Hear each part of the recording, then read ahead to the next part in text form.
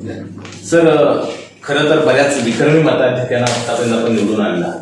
विरोधकांनी कितीही जीवाचं रान केलं, कितीही असं म्हटलं तरी चुकीच्या कारणाने की पैसा उधळला वारेमा, तरीही एक शिवसेनेवर निष्ठा ठेवणारा सर्वसामान्य कार्यकर्ता खासदार होऊ शकतो हे तुम्ही सिद्ध करून दाखवलं. तर या सर्व प्रवासाची सुरुवात कुठून झाली सर? खरं म्हणजे माझ्या राजकीय प्रवासाची सुरुवात म्हणजे तसं एक ऍक्सिडेंटच आहे. म्हणजे माझ्या कधी मी आयुष्यात विचार केला नव्हता इथपर्यंतची माझी प्रगती, माझी वाटचाल होईल. माझं गाव तळगाव, सिंधुदुर्ग, आणि अत्यंत गरीब कुटुंब म्हणजे आई वडील मुलगा काय पर्यायच नाही. आजही आमच्या नावावर एक 2 किंवा 3 एकरच्या आसपास जमीन आहे जी वडिलांपासून आहे, ती आजही आहे. त्याच्यामध्ये 1 इंचाची भर पडलेली नाही आहे.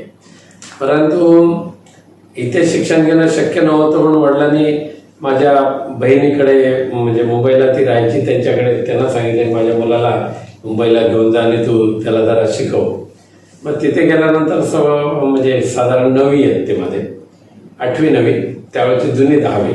मग तिथे गेल्यानंतर दिवसाचं काहीतरी कामधंदा करायचं, रात्री शाळेमध्ये शिक्षण घ्यायचं, आणि म्हणून तिथे मुंबईच्या सांतारोजच्या विकास रात्र विद्यालयामध्ये मी ऍडमिशन घेतलं इयत्ता 10वी करता, जुन्या 10वी करता. आणि दिवसाच्या वेळेला छोटी मोठी नोकरी करायची, आणि जवळजवळ नोकरी मिळाली नाही म्हणून जवळजवळ मी 3 ते 3.5 वर्ष दादरच्या फुटपाथवर बसून कब्बशा विकलेल्या आहेत. दादरच्या फुटपाथवर बसून कब्बशा विकायच्या, पण प्रामाणिकपणे जी काय मेहनत करते तेवढी करायची. रात्र शाळेत शिकत असताना मार्चच्या परीक्षेमध्ये त्यावेळेला 8 सब्जेक्ट होते, 7 मध्ये पास, त्यावेळेला फॉर्म्युला असायचा. पण दुर्दैवाने त्यावेळेला मार्च मध्ये झालेल्या एक्झाम मध्ये मी नापास झालो, सोशल स्टडीज मध्ये नापास झालो. पुन्हा ऑक्टोबरला बसलो आणि ऑक्टोबरमध्ये मात्र मी पास झालो. आणि त्यानंतर नोकरी वगैरे करत करत करत हा प्रवास सुरू झाला. त्यानंतर मी शिवसेना शाखेमध्ये म्हणजे नोकरी करत दादरच्या फुटपाथवर बसून कब्बशा विकत असताना, रात्र शाळेत जात असताना मी शिवसेना शाखेमध्ये संतारोजच्या जायला सुरुवात केली, कधी. परंतु खऱ्या अर्थाने मी राजकारणामध्ये आकर्षित झालो. माननीय बाळासाहेबांच्या विचाराने सुरुवातीपासून मी प्रेरित झालोच होतो. आणि त्यानंतर 76-77 साली ज्या वेळेला आणीबाणी होती, त्या आणीबाणीच्या कार्यकालामध्ये मी शिवसेना शाखेमध्ये नियमित जायला सुरुवात झालो. कारण त्यावेळेला तिथले सांतारोजचे शिवसेनेचे असलेले नगरसेवक आणीबाणीचा कार्यकाल संपल्यानंतर जनता दलामध्ये गेले, आणि मग ती शाखा उघडायची, शाखेमध्ये झाडू मारायची, खुर्च्या साफसफाई करायची, आणि शाखा प्रमुख येईपर्यंत खुर्चीमध्ये मी एकटा बाजूच्या खुर्चीमध्ये बसून राहायचो. शाखा प्रमुख आले की आम्ही 2-3 जण असायचो, आणि शाखेची अशा पद्धतीने सेवा चाकरी करण्याचं भाग्य मला मिळालं. आणि त्यानंतर मग मी मराठी स्टेनोग्राफी केली. ते मराठी स्टेनोग्राफीचे 20 रुपये फी सुद्धा आमच्या त्या शिवसेना शाखा प्रमुख संभाजी काळे यांनी भरले. मराठी स्टेनोग्राफी करता टायपिंग केलं, मराठी स्टेनोग्राफी केली, आणि त्यानंतर योगायोगाने माननीय मनोहर जोशी साहेबांच्या माध्यमातून मला बाळासाहेबांकडे जाण्याचा योग आला, बाळासाहेबांची भेट घेण्याचा योग आला. आणि माझं भाग्य असं आहे की माननीय मनोहर जोशी सरांनी बाळासाहेबांची ओळख करून देताना हा तुम्हाला एक चांगला स्टेनो मी आणून दिलेला आहे अशी ओळख करून दिली. आणि मग त्यावेळेला मी मार्मिकच्या अग्रलेखाचं डिक्टेशन घ्यायचो. त्यावेळेला बाळासाहेबांनी जे काय महत्वाचे अग्रलेख जे लिहिले होते आणीबाणीमध्ये सुद्धा, रजनी पटेलच्या संदर्भात म्हणा, शरद पवार साहेबांच्या संदर्भात म्हणा, ह्या अग्रलेखाचं डिक्टेशन घेण्याचं भाग्य मला लाभलं होतं. आणि त्याच वेळेला योगायोगाने मग मी सेलटॅक्समध्ये नोकरीला लागलो, आणि त्याच वेळेला शिवसेनेचा शाखा प्रमुख पण झालो. 1980-81च्या आसपासची घटना. आणि त्यामुळे ज्या वेळेला समज आली तिथपासून माझं बाळासाहेबांचं हे माझं एक आकर्षण हे माझ्या हृदयामध्ये कायम होतं. आणि दुसरं म्हणजे स्वर्गीय इंदिरा गांधी, हे 2 माझी आवडती व्यक्तिमत्व. आणि इंदिरा गांधीजी सुद्धा ज्या वेळेला इमर्जन्सी नंतर मुंबईला वगैरे यायच्या त्यावेळेला मी अत्यंत त्यांच्या दौऱ्याचा ती आवर्जून जायचो, पाहणी करायचो. पण माझं दैवत मात्र बाळासाहेब. बरोबर. त्यावेळेला मार्मिक मध्ये कधी कधी मालवणीमध्ये लिखाण सुद्धा लेखन सुद्धा केलेलं आहे. लेखक पण जागा झालेलं आहे. मराठी वृत्तपत्र लेखक संघाचे आम्ही सदस्य होतो. स्वर्गीय माधव गडकरी सकाळचे जे मुंबई सकाळचे संपादक होते त्यावेळेला आम्ही मुंबईतले काही आणि खास करून कोकणातले मंडळी जे वृत्तपत्र लेखन करायचो त्या सर्वांना त्यांनी एकत्र केलं होतं. बाळासाहेबांनी पण आम्हाला वृत्तपत्र लेखक म्हणून आम्हाला खूप मोठा आधार दिला होता. त्यावेळेला प्रतिभा आणि प्रतिमा जी सह्याद्रीवर चालायचं त्याच्यामध्ये चर्चा बाळासाहेब ज्यावेळेला एकदा गेले होते आणि स्वतःचं व्यंगचित्र काढलं होतं कुत्र्याच्या प्रमाणे. त्यानंतर खास आम्हाला बोलवून सुद्धा घेऊन त्यांनी मार्गदर्शन करायचे कसं वृत्तपत्रात लिहायचं काय करायचं. म्हणजे तुम्ही रस्त्यावरती कप बशी विकायचं तेव्हा कधी असं वाटलं होतं का की आपण एवढा असा मोठा प्रवास आपला होईल? नाही, कधीच नाही. रस्त्यावर कप बशी विकत असताना एक नोकरी करावी, सरकारी नोकरी करावी आणि शिवसेनेचं काम करत राहावं इथपर्यंतच होतं. बाकी आम्ही बाळासाहेबांच्या सभा मात्र कुठेही मुंबईच्या कोणत्या कानाकोपऱ्यात असेल तर न चुकता आम्ही जायचो. पण असं कधी वाटलंच नव्हतं. बरोबर. पण यावेळेला एखाद्याची आठवण आहे का की अजूनही ती आठवणीत आहे की त्यावेळेचं जे दुःख होतं की वेदना होत्या अशी एखादी कुठली आठवण आहे का तुमच्या आयुष्यातली त्या काळात? आहे ना. कारण म्हणजे ज्या वेळेला मी इथेच गावी असताना आता सध्या आमच्या सिंधुदुर्गमध्ये जत्रा आहे सुरू झालेल्या आता. म्हणजे तुळशी विवाहाच्या नंतर प्रत्येक गावागावामध्ये जत्रा होता. एकदा मला त्यावेळेला काय तर मिळायचंच नाही आणि आमच्या गावचीच जत्रा होती आणि काहीतरी कोणाकडे तरी काम करून 4 पैसे मिळावेत आणि जत्रेला जावेत असं म्हणून मी आमच्या एका शेजारच्या घरामध्ये मंडप बांधण्यासाठी गेलो होते. ते आमच्या गुरांसाठी मंडप बांधतात ना. मला वाटलं होतं की मंडप बांधून झाल्यानंतर काहीतरी मिळेल वगैरे, परंतु नाही मिळालं. पण योगायोगाने एका ग्रस्ताने मला 4 आणे दिले त्या दिवशी आणि मी त्या जत्रेमध्ये दुकानामध्ये गेलो आणि नेमकी भजी घेतली आणि ते 4 आणे दिले. तर तो म्हणाला अरे फुटके 4 आणे येते. त्यावेळेला फुटके म्हणायचे पैसे, फुटके. ती भजी तिथे ठेवली, 4 आणे घेतले खिशात आणि पूर्ण रात्र काढली. म्हणजे असेही अनुभव आहेत आज या प्रवासामध्ये.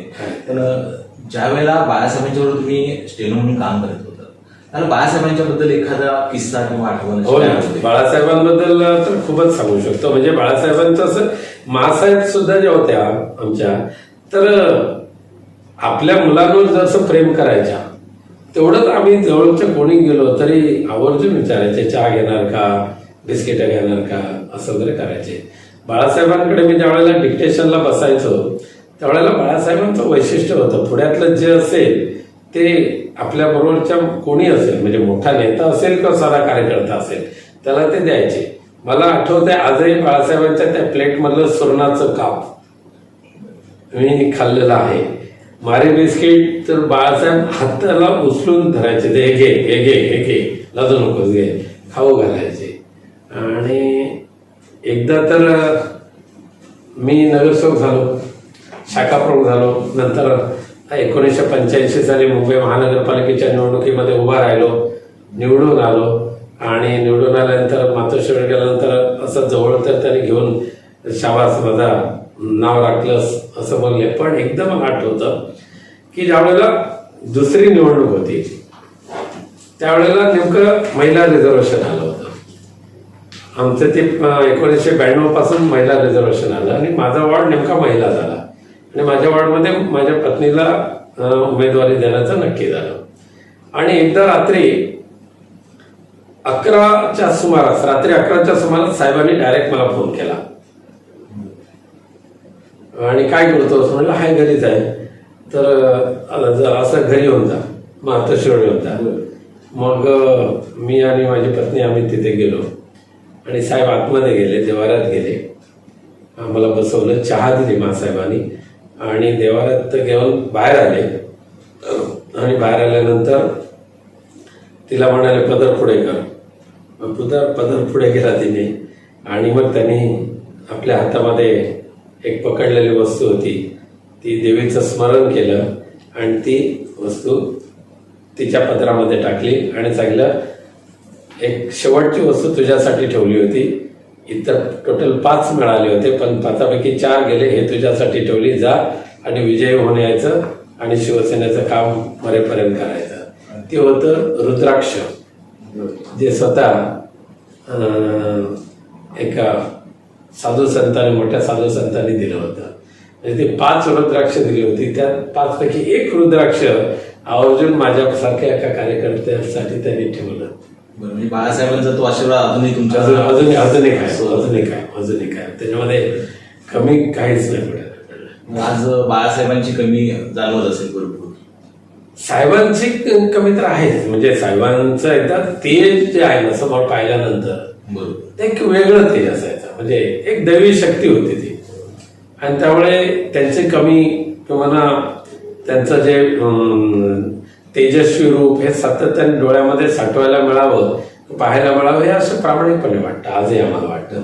पण सुदैवाने उद्धवजी ठाकरे साहेबांनी सुद्धा अगदी कुठेही कमी न पडता, अगदी मोठेपणाचा मेजाज न मिरवता अत्यंत सौजन्यपूर्ण वर्तणूक आमच्या सर्वांबरोबर जी ठेवलेली आहे, कार्यकर्त्यांबरोबर, नेत्यांबरोबर. त्यामुळे बाळासाहेबांचं सातत्याने उणीव भासली तरी आम्हाला कमी नाही. उद्धव साहेबांच्या रूपाने ती आहे, मिळते, हे आम्हाला आजही भासते. ते कमी कुठे राहिलेलं नाहीये. वास्तविक तुम्ही ग्रासरूट लेवलवरून आलात, म्हणजे ते गरीब लोकांना जे चटके भोगायला लागतात ते भोगलेले आहेत.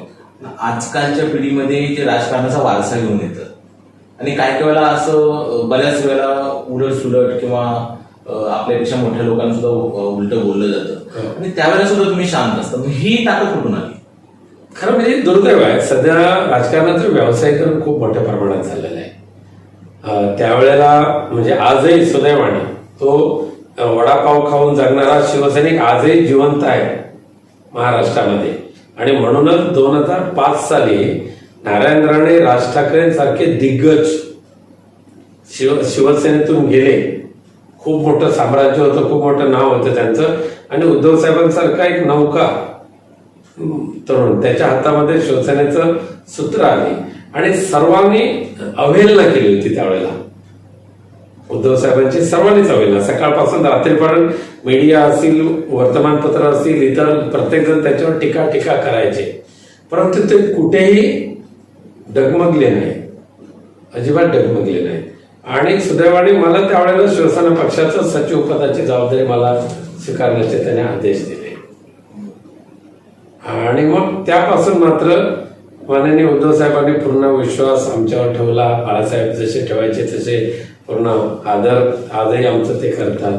कामकाज आजही ते करून घेतात. आणि आपण काय म्हणालात ते की अशी जी वारसा घेऊन लोक पुढे येत आहेत, ती तुम्हाला बोलतात तेव्हा तुम्हाला असं, तर तुम्ही त्यावेळेला त्या 2005च्या त्या कार्यकालामध्ये पुनश्च त्यावेळेला आम्ही पाहिलं की त्या हवेवर किंवा लाटेवर आलेली मंडळी ही लांबून जायची. म्हणजे त्या मातोश्रीच्या म्हाडाच्या पलीकडच्या रस्त्यावरून जायची, पलीकडच्या. पण साहेबांचा जो जुना शिवसैनिक होता ना, तो मात्र खंबीरपणे उभा राहिला त्यावेळेला सुद्धा. काही थोडकी मंडळी होती पण ती पुन्हा एकदा बाहेर आली, पुन्हा एकदा मातोश्रीवर यायला लागली.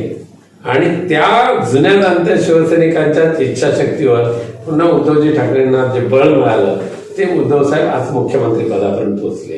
पण हे ज्या काही वेळेला जे आम्ही बघतो ना की नवीन येणारे, ठीक आहे, पैसा असतो, व्यवहार असतात, कमर्शियलायझेशन झालं, पण त्यांनी निष्ठेचं व्यापारीकरण करू नये, व्यावसायिकरण करू नये. निष्ठा ही निष्ठा असली पाहिजे, श्रद्धा ही श्रद्धा असली पाहिजे. ती बाजारामध्ये त्याचं मूल्यमापन करता येणार नाही, ती मनामध्ये, हृदयामध्ये ती साठवणूक असली पाहिजे. आज काही ठिकाणी होतं, तुम्ही सांगता ते खरं आहे, सत्य आहे. पण आम्हाला हे सगळं कळत असताना आमच्या समोर असतात ते आमचे बाळासाहेब, व्यासपीठावरचे बाळासाहेब आणि घरातले बाळासाहेब यांच्यामध्ये जमीन आसमानाचा फरक. म्हणजे मगाशी मी सांगितलं ना की स्वतःच्या हाताने उचलून त्यांनी मला सोन्याचं काप दिलेलं आहे, मारी बिस्किट दिलेले आहे. तशात मासाहेब सुद्धा आम्हाला उभ्या राहून स्वतः वाढायच्या होत्या इथपर्यंत आहे. मग बाळासाहेब घरामध्ये असताना किंवा आम्हाला कार्यकर्त्यांसमोर बसताना कितीही जरी आम्ही चुकलो तर इतरांच्या समोर बाळासाहेबांनी कधी इन्सल्ट नाही केला, अपमानास्पद कधी बोलायचे नाही, बाजूला घेऊन बोलायचे, असं नाही असं नाही असं. आणि चुकलेल्याला बाळासाहेब कधी क्षमा नाही करायचे, पण त्या चुकीचं त्याला जाणीव करून देत असताना त्याचा कुठेतरी अपमर्द होणार नाही, चार चौघामध्ये इन्सल्ट होणार नाही ह्याची दक्षता बाळासाहेब घ्यायचे. एखाद्या ठिकाणी बोलून त्याला समज द्यायचे, हे केलं हे चुकलं, हे केलं हे चुकलं. त्यामुळे हे सत्यवचनी बाळासाहेब हा त्यांचं विशेष वैशिष्ट्य होतं. तुमच्यात हा शांत राहण्याचा म्हणजे लोक तुम्हाला एवढी भडकवण्याचा प्रयत्न करतात, तुम्ही बोला, तुमचं शिक्षण नाही आहे, तुमचं हे आहे, तरी तुम्ही इतके शांत असता, म्हणजे हा गुण कुठून आला? खरं म्हणजे जे सत्य असतं ना, सत्याला खळखळ करायची गरज नसते. आता शिक्षणाचं हे वगैरे तसं मी तुम्हाला सांगितलं की टप्पा करत असताना नंतर मी नगरसेवक झाल्यानंतर मी ठरवलं की मी BA करायचं. मग त्यावेळेला मग एज्युकेशनचं लेवल हे कुठे होतं प्लॅटफॉर्म, तर टिळक महाराष्ट्र विद्यापीठ.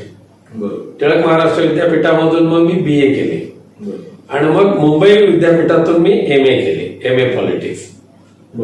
आता ज्यांना आरोपच करायचा आहे त्यांनी सत्याची म्हणजे शोध घेत नाही, काय बोलायचं ते बोलून टाकतात. पण खुद्द नारायण राणे हे इन्कम टॅक्स मध्ये 4th श्रेणी कर्मचारी होते आणि मी सेल टॅक्स मध्ये स्टेनो होतो.